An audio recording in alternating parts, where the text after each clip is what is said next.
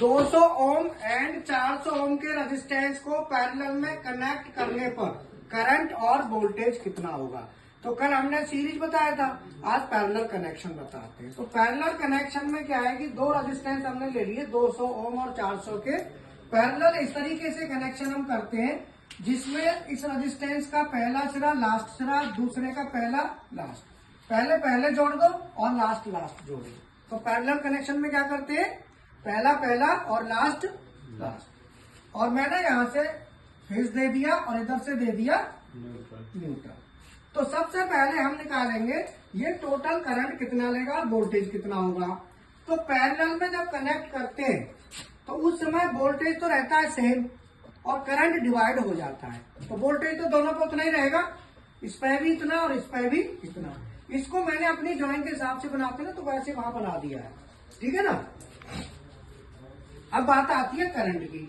तो वोल्टेज 200 ओम पे भी 220 वोल्ट पूरा जाएगा ना, और 400 ओम पे भी 220। पहले निकालेंगे टोटल करंट, टोटल रेजिस्टेंस। तो टोटल रेजिस्टेंस का फॉर्मूला है 1/R = 1/R1 + 1/R2। तो 1/200 प्लस 1/400, तो इससे आ गया 3/400। तो R हमने निकाल लिया 133.3। इससे हमारा टोटल करंट आ गया। टोटल करंट होता है I = V/R। तो V/R करके 1.65 एम्पियर। अब मैंने इनकी अलग अलग एम्पियर निकाली। तो I1 जो है ना पहले वाले का, मान लो इसका करंट क्या है I1, इसका I2 और ये टोटल I। तो यहाँ भी टोटल कितना होगा I। यहाँ से दो भागों में बटेगा फिर I हो जाएगा, है ना।